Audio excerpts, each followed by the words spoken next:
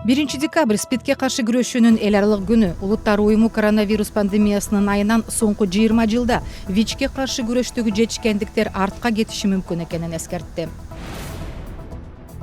Тажикстанда белгилүү Азия Плюс көз карандысыз маалымат агенттигинен 14 жылдан бери жайгашкан кеңсени бошотуп берүүнү суранышты.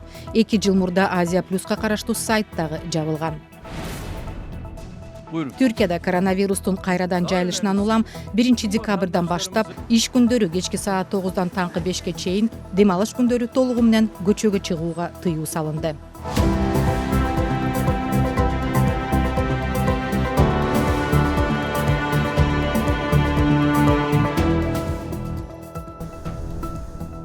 Декабрь СПИДке каршы күрөшүүнүн эл аралык күнү. Бул күнгө карата Улуттар уюмунун ВИЧ-СПИД боюнча бириккен программасынын аткаруучу директору Винни Бианима атайын кайрылуу таратты. Анда өнүгүп келе жаткан өлкөлөрдө миллиондогон адам бул айкыз дарттан дарыланууну күтүп жатып көз жумганын, коронавирус пандемиясынын айынан соңку 20 жылда ВИЧке каршы күрөштөгү жетишкендик кайра артка кетиши мүмкүн экенин белгиледи. ВИЧке чалдыккандардын башка олуттуу ооруларга кабылуу жана коронавирустан каза болуу тобокелчилиги жогору экенин айгинелеген окуялар бар. Бул тобокелчиликте ВИЧке чалдыккан адамдарды дарылоодогу мүчүрүштүктөр да тереңдетип жатат. 2017-жылы 127 мамлекетте жүргүзүлгөн иликтөөгө ылайык ВИЧке кабылгандардын 4/1 бөлүгү дарылоо жетиштүү түрдө жүргүзүлбөй жатканын айтышкан. Анткени менен Дүйнөлүк саламат сактоо уюмунун жана ар бир өлкөнүн мед кызматкерлеринин колдоосу менен июндан бери дарылоо үзгүлтүккө учураган мамлекеттердин саны 75%га кыскарды. Уюмдун эсебинде COVID-19 улам саламаттык сактоо тармагы каачылыкка кептелип, дүйнө жүзүндө 2022 жылга чейин дагы 293 миңден көп адамга ВИЧ жугуп, 148 миңдей адам ажал табышы ыктымал. Жыл башында ВИЧ-СПИДке анализ тапшырган, дарыланган адамдардын саны кыскарган. Мындан улам өлүмдүн жана бул инфекцияга кабылган адамдардын саны өсүшү мүмкүн. Бирок июнь айынан ноябрь айына чейин дарылоо системасы өз калыбына келди. Улуттар уюмунун маалыматына ылайык, былтыр ВИЧке кабылган 12 миллион адам убагында керектүү дары-дармек ала алган эмес. Ошондой эле 2019 жылы бул илдетке дагы 1,7 миллион киши кабылган. Анткени менен соңку 10 жылда ВИЧ-СПИДке каршы күрөштө алгылыктуу жылыштар бар. 2010 жылдан бери ВИЧке жаңы кабылгандардын саны 23%га кыскарды. Ал эми СПИДтен өлгөндөрдүн саны 39%га төмөндөдү. СПИДке каршы бүткүл дүйнөлүк күн 1988 жылдын 1 декабрынан тартып белгиленип келет. Элиза Кененбаева, Азаттык. Азия Плюс көз карандысыз маалымат агенттигинин аткаруучу директору Искандер Икроми 14 жыл мурда тартылган азыркы кеңсесинин сүрөттөрүн көргөзүп жатат. 2006 жылы бул жерде дубалдар сыйрылган, полу жок, кароосуз калган коомдук мончо бар эле. Оңдоп түзөө иштерине көп каражат жана эмгек сарпталган. Андан бери жыл сайын эки жагын оңдоп турушчу. Азия Плюстун жетекчилигинин айтымында алар ижара жана коммуналдык кызматтардын акысын убагында төлөп келишкен. Ошондуктан имарат ээсинин 1 ай ичинде кеңсени бошотуу суранычы журналисттерди таң калтырды. После того, как мы разговаривали с директором, биз директор менен сүйлөшкөндөн кийин өзүбүз дагы бул жакта калуунун ар кандай варианттарын карап жатабыз. Ошондой эле администрацияга дагы кат жаздык. Албетте, өзүбүз баардык шартты түзүп алган эле кеңседе калсак жакшы болмок. В своих вот этих помещениях, которые мы обустроили. Имараттын ээси мамлекеттик гезит журнал комплекси.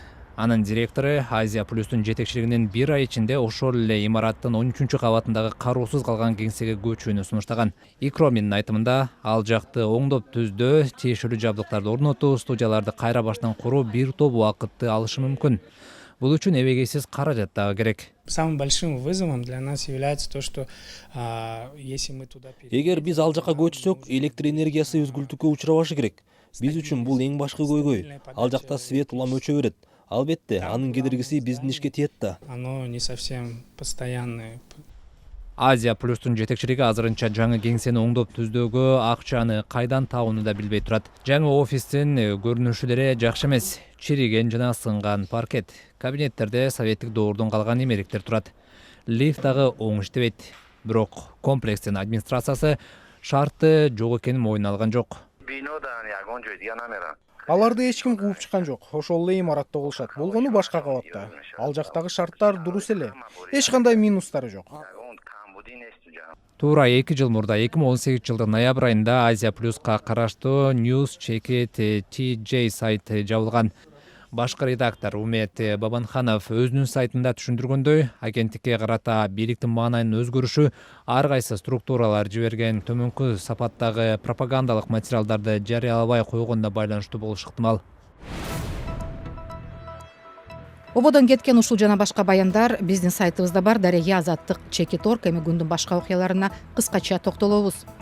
1 декабрда Азербайжан куралдуу күчтөрү Тоолу Карабактын чыгышындагы Лачин районуна киргенин билдирди.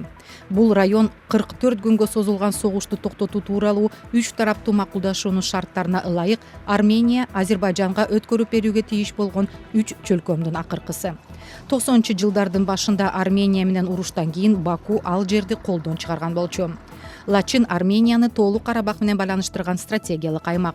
Ереван жикчил Тоолу Карабакты курчап турган Агдам, Калбажар жана Лачин райондорун кайрадан Азербайжандын карамагына өткөрүп берүүгө мажбур болду. Сентябрдын 27-синде башталган согуш аракеттери 9 ноябрда Орусиянын арачылыгы менен жетишилген келишимге ылайык токтотулуп, орус бейпилдик күчтөрү аймакка киргизилген. Агдам району Азербайжанга 20 ноябрда, Калбажар 25 ноябрда өткөрүлгөн. Америкалык Moderna компаниясы коронавируска каршы вакцинасын тез арада каттоо өтүнүчү менен 30 ноябрда АКШнын азык-түлүк жана дары-дармектердин сапатын тескеген мекемесине кайрылды. Компаниянын жетекчилеринин бири Стефан Бансель мекеме вакцина коопсуз жана эффективдүү экенин тааныганын билдирди. Каттоодон өтсө, декабрдын ортосунан баштап миллиондогон америкалык эмделе баштамакчы. Компания жыл этегине чейин препараттын 20 миллион дозасын кардарларга жеткирүүгө даяр турганын билдирди. Moderna вакцина 3 баскычтагы клиникалык сыноодон ийгиликтүү өткөнүн, ал коронавирустан 94,1%ке коргоого жөндөмдүү экенин жакында жарыялаган. Сыноого катышкан 30 000 ыктыярчынын ичинен 196 адам COVID-19 илдетин жугузуп алган. Анын 11 вакцина менен эмделсе, калгандарына плацебо гана сайылган. Эмделген соң вирусту жугузуп алгандардын эч бири өтө оор абалга түшкөн эмес. Компания Европанын тиешелүү мекемесинен да каттоодон өтүүнү көздөйт. Өткөн аптада америкалык Pfizer компаниясы жана анын Германиядагы өнөктөшү BioNTech компаниясы биргелешип иштеп чыккан препараттын каттоо үчүн АКШга кайрылган. Алардын вакцинасы да 95% эффективдүүлүгүн көрсөткөн. Ошондой эле Орусиянын Sputnik 5 вакцинасы 90%тан ашык натыйжалуу болгону кабарланган. Ал эми британиялык AstraZeneca компаниясы Оксфорд университети менен бирге даярдап жаткан вакцина ийгиликтүү болуп жатканы кабарланганы менен өткөн аптада ага кошумча сыноо жүргүзүү зарылдыгы боюнча маселе козголду. Ал арада Түркияда 1 декабрдан тарта иш күндөрү кечки саат 9-дан таңкы 5-ке чейин, демалыш күндөрү толугу менен көчөгө чыгууга тыюу салынды. Дүйшөмбүдө президент Режеп Тайип Эрдоган коронавируска байланышкан чектөөлөр кайрадан киргизилип жатканын билдирди. Кабыл алынган чечимге ылайык ишканалардын баары кечки саат 8-де жабылышы керек. Жашы 65-тен ашкан жана 20 жашка чейинки жарандарга коомдук транспорт колдонууга тыюу салынды. Той топурларга жаңы жылды масштабтуу майрамдоого да чектөөлөр кирди. 30 ноябрда бул өлкөдө коронавирустан өлгөндөр 13 746 кишиге жетти. Түркияда азыр COVID-19га чалдыккандар 500 000ден ашып, алардын 405 000ге жакыны айыгып чыкты. Ал эми дүйнө жүзүндө коронавирус жуккандардын саны 63,3 миллион адамдан ашты. Бул илдеттен 1 миллион 470 000де бейтап көз жумду. Иранда өкмөттөн уранды ядролук курал жасоо үчүн керектүү деңгээлде байытууну жана калган чектөөлөргө баш ийбөөнү талап кылган мыйзам долбоору биринчи окуудан өттү. Бирок Ирандын бийликтери окумуштуу физик Мохсен Фахризаденин киши колдуу болушуна жооп катары сунуш кылынган бул кадам Тегерандын атомдук саясатын өзгөртпөсүн билдирди. Бул тармак улуттук коопсуздук боюнча жогорку кеңештин карамагына кирет. Фахризаде машинеси 27 ноябрда башкалаанын жака белинде буктурмадан аткыланган октон жараат алып каза болгон. Тегеран кол салуу үчүн Израилди айыптап келатат. Тель-Авив окуя боюнча комментарий берүүдөн баш тартты. Көп адамдар Тегерандын өзөктүк курал жасоо аракеттерин үзгүлтүккө учуратуу амалы катары баалаган кылмыш үчүн эч ким жоопкерчилик алган жок. Иран атомдук программасы тынчтык максаттарын гана көздөрүн билдирип келатат. Израилдин маалыматына ылайык, Фахризаде Ирандын атомдук программасынын жетекчиси болчу жана 2008-жылы Вашингтондун санкцияларына туш болгон. Иранда талкууга коюлган мыйзам долбоору экинчи окууда жактырылып, атайын кеңешмеден өтсө гана мыйзамга айланат.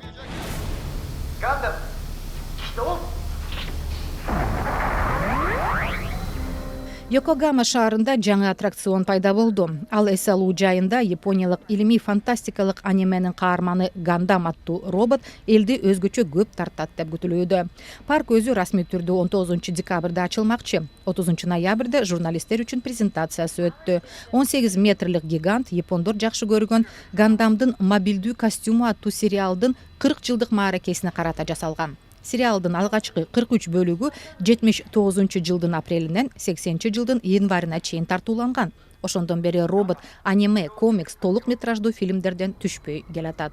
Жаңы аттракционду муниципалитет жана менчик фирма биргелешип негиздешти. Алар алдыңкы технология менен салттуу жанрды айкалыштырып жогорку деңгээлдеги чыгармачылыкты тартуулашты.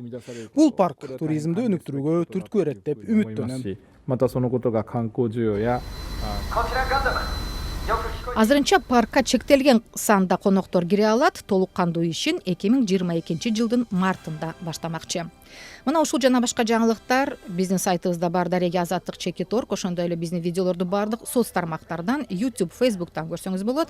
Ал жактардан Кыргыз Азаттык үналгысы же Азаттык медиа деген аталышта издеңиз. Жаңылыктарды эфирге Айнура Жекше кызы жана Улан Асаналиев даярдашты. Саламатта туруңуздар.